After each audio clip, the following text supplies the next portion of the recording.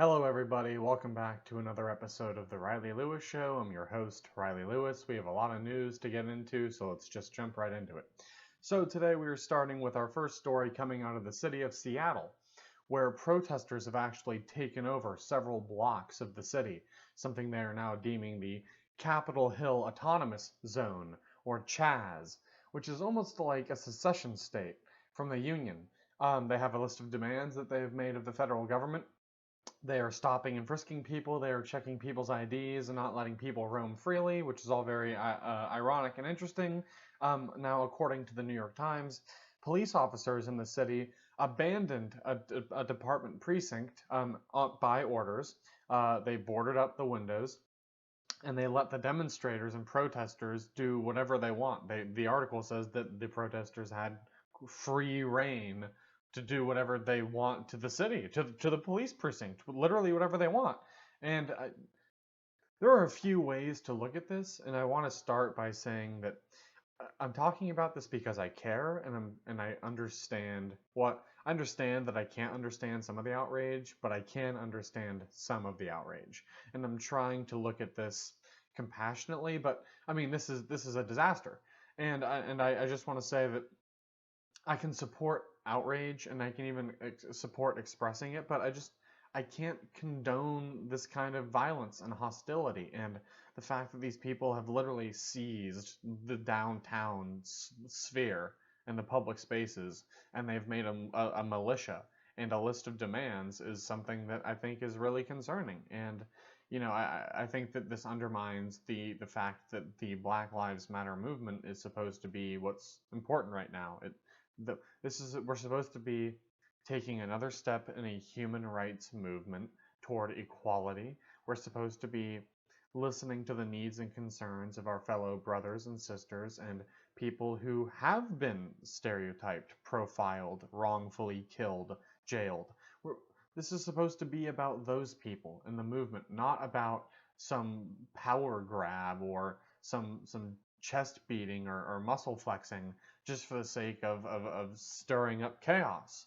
And it really saddens me to see so many people online feel so ambivalent about what's going on in Seattle right now.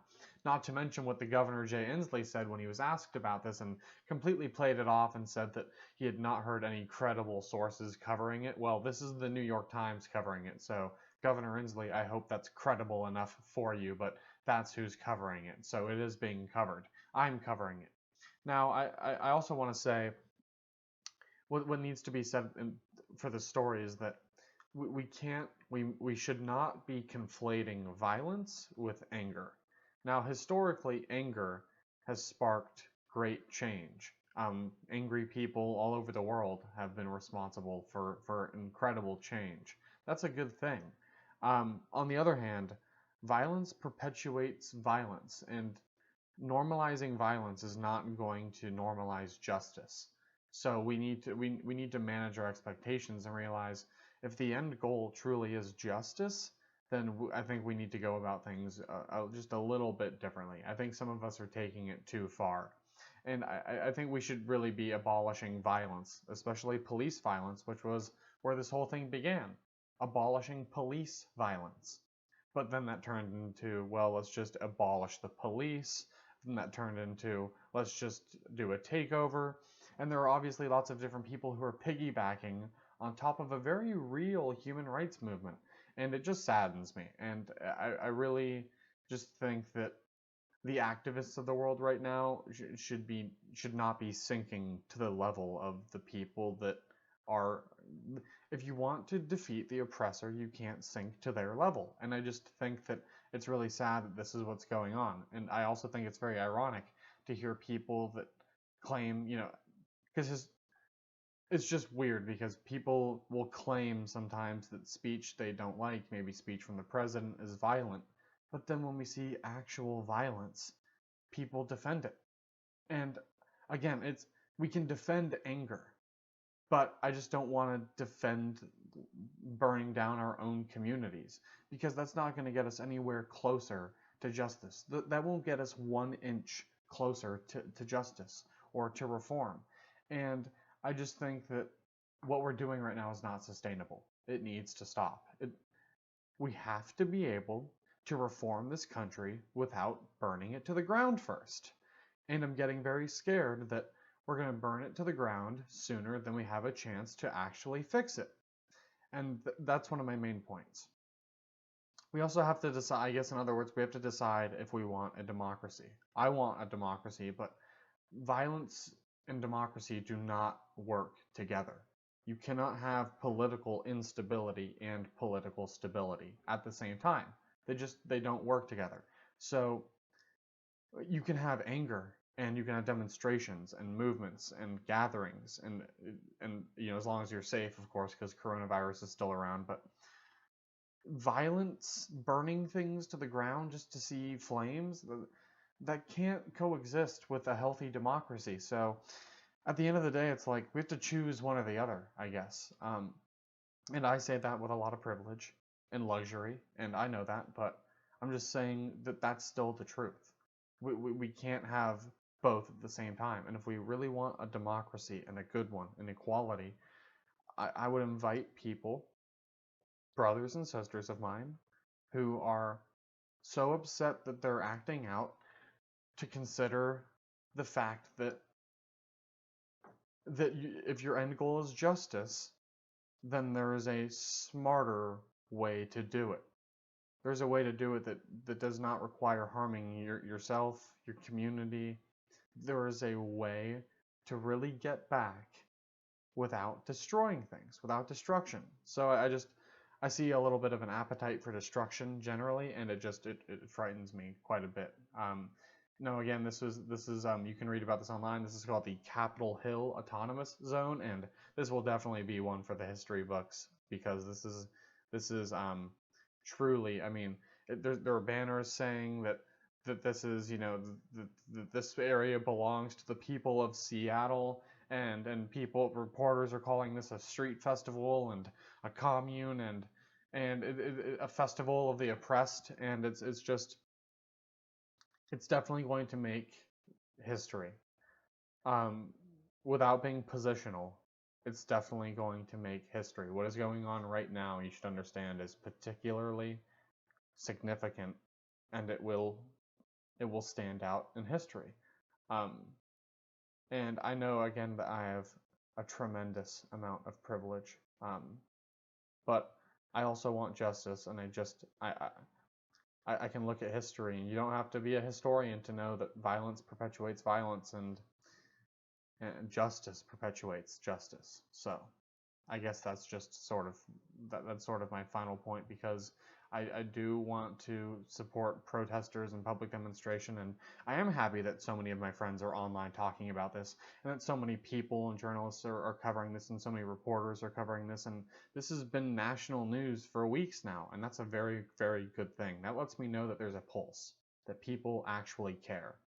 Because people, if they didn't care, they wouldn't talk about it. They wouldn't post about it online. They wouldn't go out of their way to make a point of it.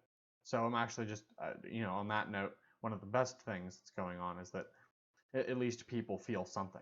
I'd rather see people be angry than not care at all. So I'm glad about that, at least. But moving on with that, there's an interesting article in USA Today that's talked about the 1994 crime bill, something that was very controversial for Joe Biden.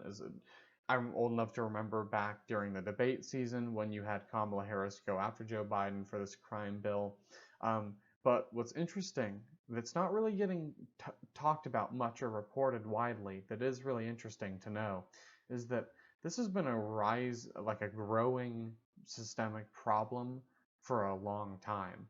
In 1994, if I understand this correctly, with the passage of the crime bill, it mandated that police departments begin tracking statistics on police altercations and especially police killings. And under President Clinton, under President Bush, under President Obama, I think for at least most of his term, and then under President Trump, it hasn't been tracked at all.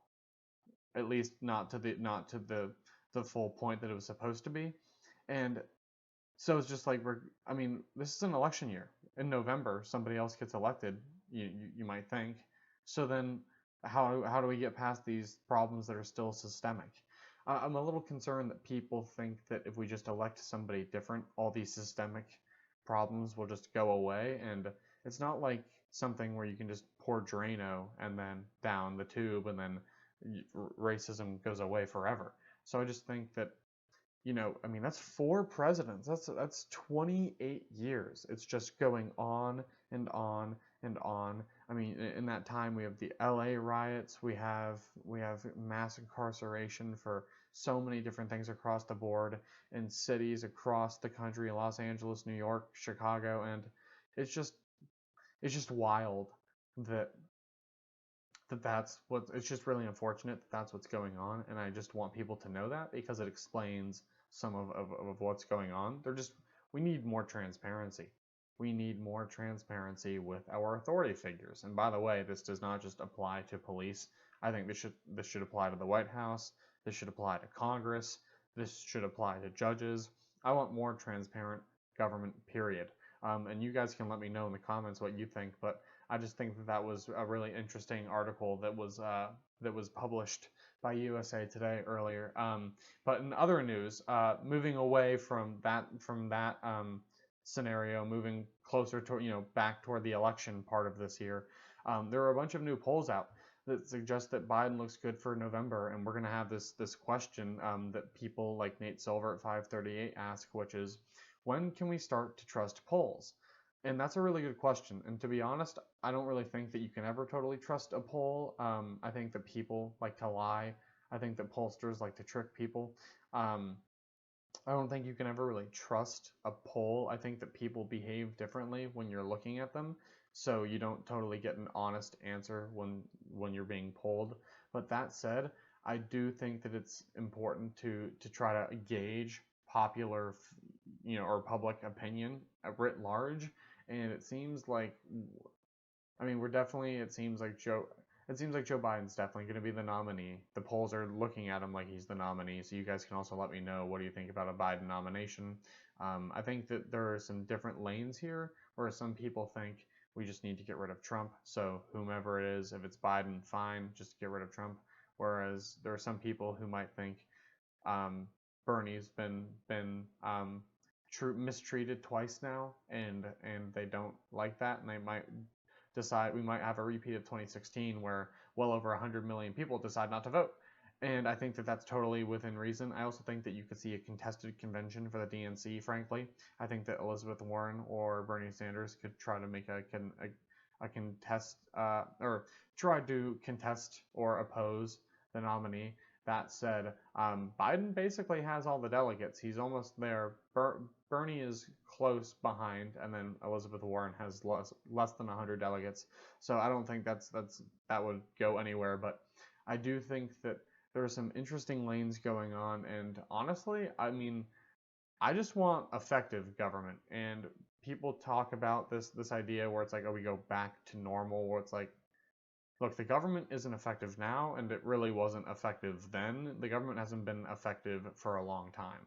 I just want effective, common sense government. I want more transparency. I want more input from citizens, more feedback, and I want more access to be able to change things in our country. But I definitely, I don't think that, I just think that we're going to wind up with another 2016 situation where people are going to look at the ballot and think, I don't really want to vote for either person, so I'm just not going to vote.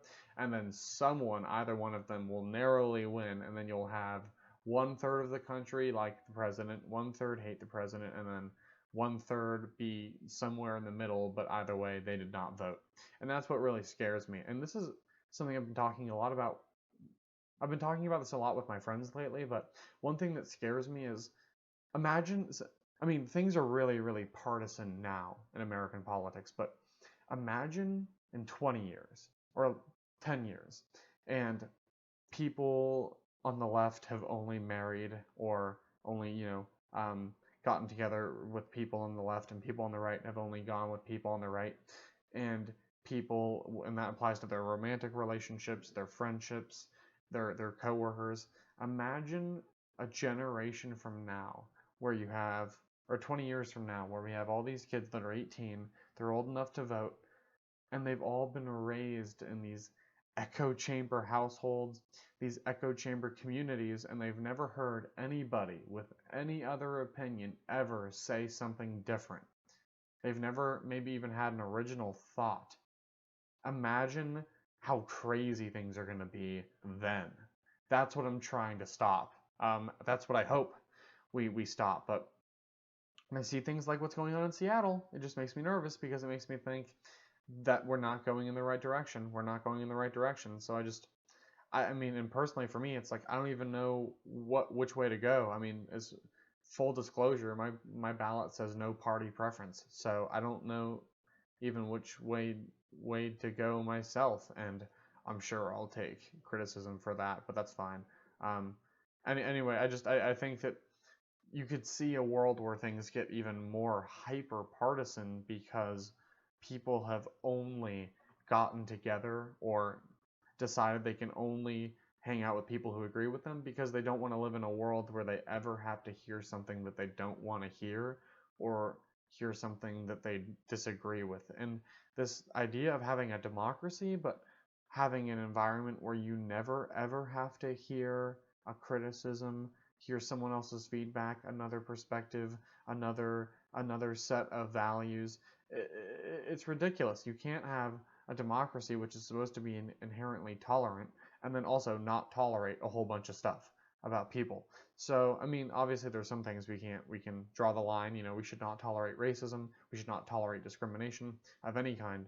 But I mean, this idea that because someone decides they don't vote for like this tax thing and you vote for some tax thing, that is going to drive a wedge between you two forever. And just, I mean, that's where we are now, and I hope that this is bottom. I hope that we're not getting.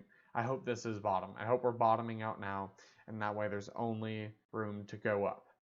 And that's a weird way to end an episode, but I just want to say that I mean, with all this, very interesting stuff in the news and what's going on in Seattle and these protests that are now in their third week, and the governor not even, it's just we're going back and forth from one extreme to another extreme, and maybe you guys can let me know in the comment section below how you feel about that. But I mean, as we get closer and closer to this election, I'm really biting my nails thinking, what am I gonna do? I don't know what to do. And nothing in the news makes it easier to decide. But maybe you guys have already made up your minds. Maybe you guys have interesting perspectives and you can help guide me. But please do that.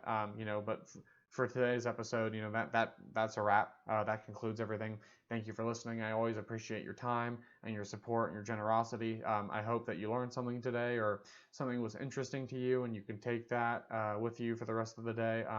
But again, I appreciate your time and your support. You've been listening to me, Riley Lewis. This is The Riley Lewis Show.